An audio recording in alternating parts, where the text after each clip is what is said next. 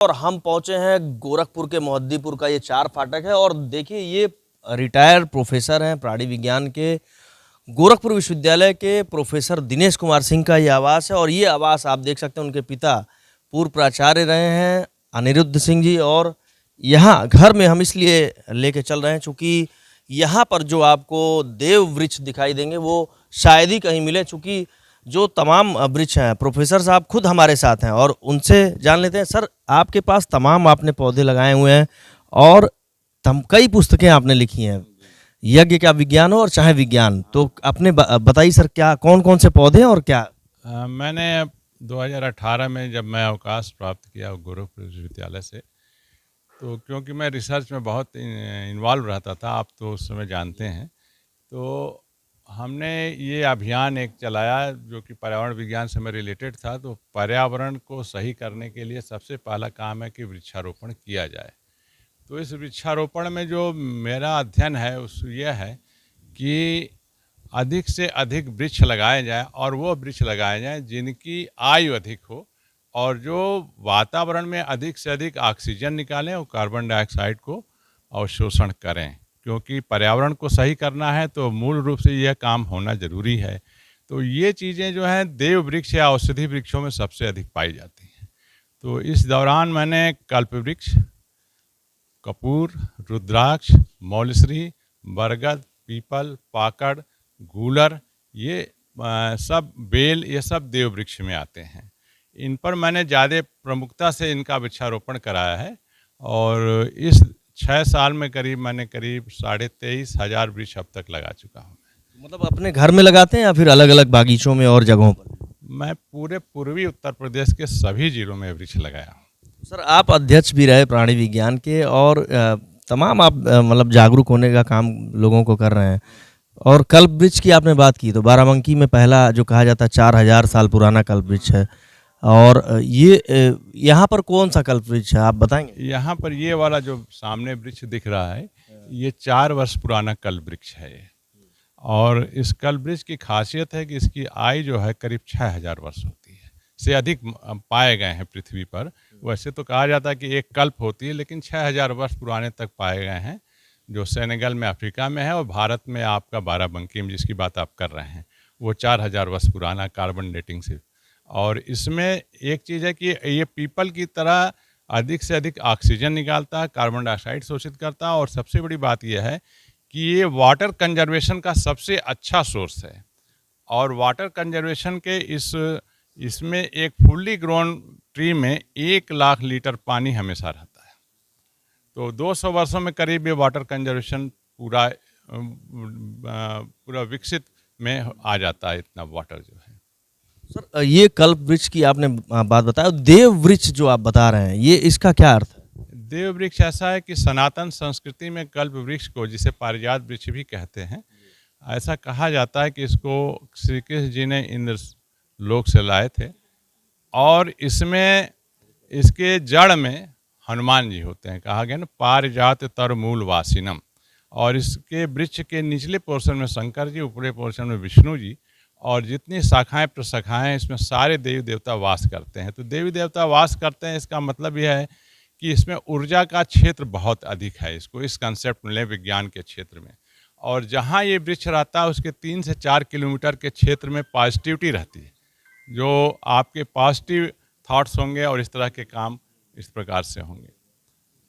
अच्छा, चलिए दिखा भी देते हैं। ये आपको कल्प वृक्ष यहाँ पर दिखाई दे रहा है, पारिजात वृक्ष भी इसे कहते हैं। और इसके अलावा ये आप देखिए कुछ अलग ये पौधा आपको दिखाई देगा, लेकिन जब इसकी पत्ती को आप तोड़ के और इसको जब आप महकेंगे तो कुछ अलग महक आएगी। चूँकि ये कपूर का पौधा है ये, और आप देख सकते हैं कि यहाँ गमले में ये कितना बड़ा हुआ है। और सर अभी बता रहे थे कि ये काफ़ी बड़ा इसका वृक्ष होता है, आम के पेड़ के बराबर ये वृक्ष होता है। और आपको दिखाते हैं ये सर किस चीज़ का है? ये पारस पीपल है। ये देखिए पीपल, असली पीपल, जैसे आमतौर पर जो पीपल देखते हैं उसका जो पत्ता होता है थोड़ा हल्का होता है और रंग भी हल्का होता है, और इसके साथ ही पत्ते थोड़े गोल से होते हैं। लेकिन ये देखिए कुछ अलग दिख रहा है और ये निश्चित तौर पर औषधीय गुणों से भी भरा ही होगा। सर, और आप बताइए सर, ये वाला कौन सा पौधा?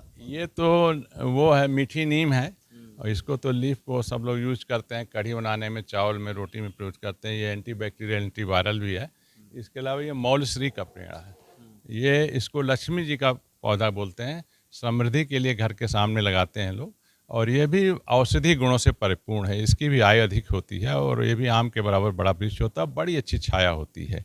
लेकिन देखिए, आप अब सर ने बताया यहाँ पर जो यहाँ पर अगल बगल के आसपास के जो ज़िले हैं पूर्वी यूपी के, यहाँ पर उन्होंने पौधरोपण किया और हजारों ऐसे पौधे हैं जिनको देव वृक्ष कहा जाता है, उनको यहाँ पर उनको रोपित किया है। और पर्यावरण संरक्षण के लिए जो काम कर रहे हैं वो बहुत ही महत्वपूर्ण है। लेकिन सबसे ज़्यादा महत्वपूर्ण जो है आपको हम दिखा देते हैं, गोरखपुर है, पूर्वी यूपी का ये ज़िला है। और ये देखिए, ये आपको पौधा दिखाई देगा, ये पौधा देख लीजिए। ये सर, ये पौधा किस चीज़ का है? ये नाशपाती का है। देखिए, नाशपाती के फल लगे हुए हैं, और ये मैंने 5 साल पहले लगाए थे, और इस साल इससे फल आना शुरू हो गए हैं। देखिए, ये नाशपाती का पौधा है और अलग अलग तरह के औषधीय जो सर ये देखिए पान यहाँ पर आप देख सकते हैं। आमतौर पर पान जो खाने के शौकीन लोग हैं वो पसंद करते हैं, लेकिन ये सर कुछ पान से अधिक ज़्यादा डार्क दिख रहा है कलर। हाँ, क्योंकि शेड में लगाया जाता है। ये मगई पान है, और इसका पूजा में काफ़ी उपयोग किया जाता है। हम तो खाते नहीं हैं, लेकिन मोहल्ले भर के लोग यहाँ से ले जाते हैं तोड़ के, और इसका काफ़ी इम्पैक्ट है, मेडिसिनल इफेक्ट भी है इसका, औषधि गुण से भी है। ये सेव का वृक्ष है। ये देखिए, यहाँ पर आपको सेव का वृक्ष दिखाई दे रहा है, ये देखिए। और ये देखिए सर, वैरायटी भी बता रहे हैं सर, कौन सा है? हरमन 99। और ये हमारे ये तो छोटा, हमारे गांव में खूब फला है सेव का वृक्ष। काफ़ी फल आए हैं, गुच्छों में आए हैं, 4-4, 5-5 सेव। और ये जो है आपका देखिए श्वेत चंपा है। ये भी औषधि गुणों से है, भरपूर है। इसमें महक भी आती है, बहुत अच्छा फूल है ये भी। तो इस प्रकार से मैंने करीब 42-43 प्रकार के औषधि वृक्षों का सलेक्शन किया, और पूरे पूर्वी उत्तर प्रदेश में, बाहर भी मैंने लगा। भी तो बिलासपुर में करीब मैं 10 कल्प वृक्ष लगवाया, बिलासपुर यूनिवर्सिटी में। वहाँ के वाइस चांसलर ने कहा था, तो मैं वहाँ भी भेजा हूँ। और उसके अलावा मैं उत्तराखंड में भी उधमपुर नगर में लगाया हूँ, बिहार में भी भागलपुर, सिवान और सीतामढ़ी में लगवाया हूँ कल्प वृक्ष। मतलब सारे देव वृक्ष आप पूरे देश में आप लगा रहे हैं, अलग अलग विश्वविद्यालय में या जहाँ भी लोग बुलाते हैं? करीब, हाँ, और करीब 487 कल्प वृक्ष में लगाया हूँ, और इस साल के अंत तक 501 कल्प वृक्ष का लक्ष्य रखा हूँ, और कुल 25,000 वृक्ष जो टोटल सब औषधि मिला करके अभी तक आप लगा चुके हैं? 25,000 नहीं लगाया तो 23,500 है। इस साल के अंत तक 25,000 पूरे हो जाएंगे। देखिए, साल के अंत तक 25,000 कल्प वृक्ष, देव वृक्ष जिसे कहते हैं, वो पूरा कर लेंगे। आपको दिखा देते हैं, थोड़ा करीब से दिखाते हैं। ये आप देखिए, ये आम है, अरे ये पान का पौधा है। और मगही पान खाने के अगर शौकीन हो तो यहाँ गोरखपुर के मोहद्दीपुर में सर के आवास पर आ सकते हैं। सर बता रहे हैं लोग आते भी हैं यहाँ, पान के पत्ते ले जाते हैं, और खाने के जो शौकीन हैं, मगही पान बहुत प्रसिद्ध है और लोग खाते हैं। लेकिन इसके अलावा औषधीय गुण भी हैं, और पूजा पाठ में, हवन में इसका इस्तेमाल भी होता है। और यहाँ आपको दिखा देते हैं, ये देखिए, यहाँ पर सर ने यहाँ पर रखा हुआ है। देखिए, तमाम यहाँ पर पौधे अभी रखे हुए हैं, और जिनके पास जगह है, जो पर्यावरण संरक्षण के लिए काम करना चाहते हैं, वो बेशक आकर यहाँ से सर से पौधे ले भी सकते हैं। चूँकि ये देखिए आम का भी यहाँ पर नई जो पौध है कलम की हुई है। ये देखिए, कलम जब की होती है तो ये अलग से एक डाल इसमें दिखाई देती है, वो दिखाई देगी। ये सारे पौधे यहाँ पर दिख रहे हैं। और चलिए आपको आगे दिखाते हैं। तेजपात आप मसाले में, सब्जी में यूज़ भी करते हैं, लेकिन यहाँ देखिए तेजपात का आपको ये पौधा दिखाई देगा। अभी हमने एक अलग कपूर का आपको पौधा दिखाया था। ये देखिए, तेजपात खरीदना नहीं, अगर आप यहाँ गोरखपुर के रहने वाले हैं तो सर से आप आके ले सकते हैं।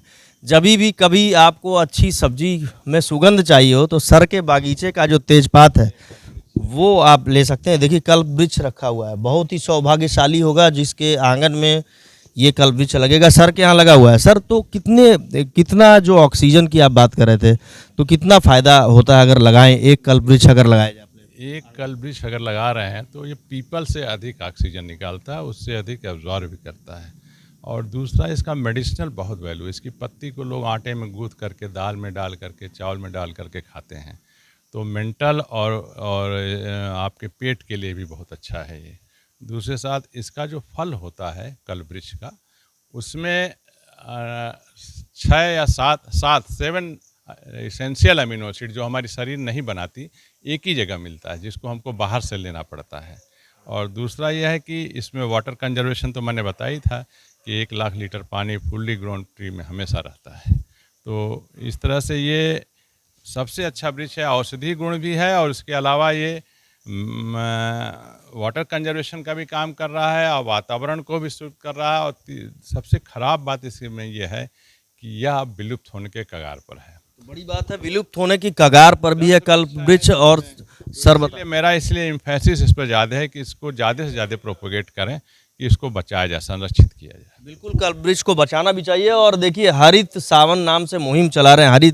गोरखपुर को हरा भरा बनाने के लिए सावन जी भी यहाँ पर हैं। और जब लोग साथ आते हैं तो कारवां बनी जाता है। सर के साथ जुड़ गए, चूँकि एक ही उद्देश्य है कि पर्यावरण संरक्षण किया जाए। सावन जी, आप यहाँ पर सर के साथ में बताइए, किस तरह से अब आपको समझ में आ रहा होगा औषधीय जो पौधे हैं उनके बारे में भी, जो सर बता रहे हैं कि जो देव गुणों से भरे हुए हैं, औषधि गुण।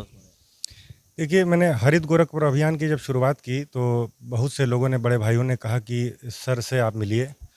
और सर से मिलने के बाद सर के प्रकृति के प्रति समर्पण और प्रकृति के प्रति प्रेम, लगाव, जनमानस के लिए समर्पण को देखकर अभिभूत हूँ, सुनकर देखकर अभिभूत हूँ, प्रेरित भी हूँ।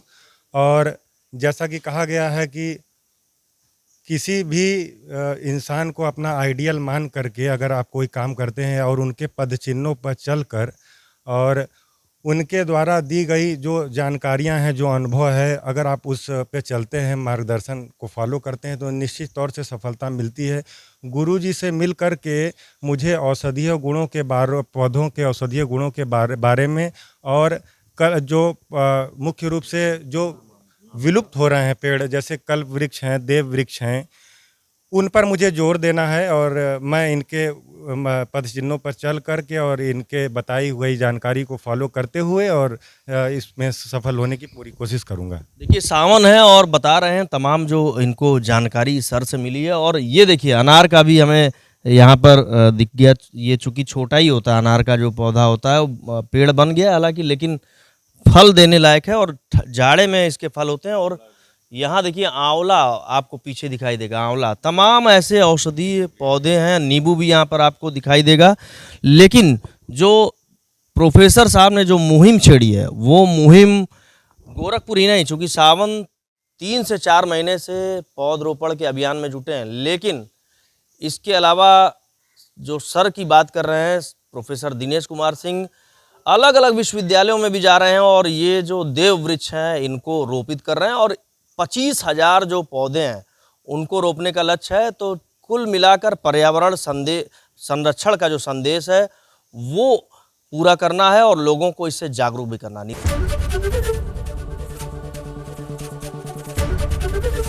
एबीपी गंगा, खबर आपकी, जुबान आपकी।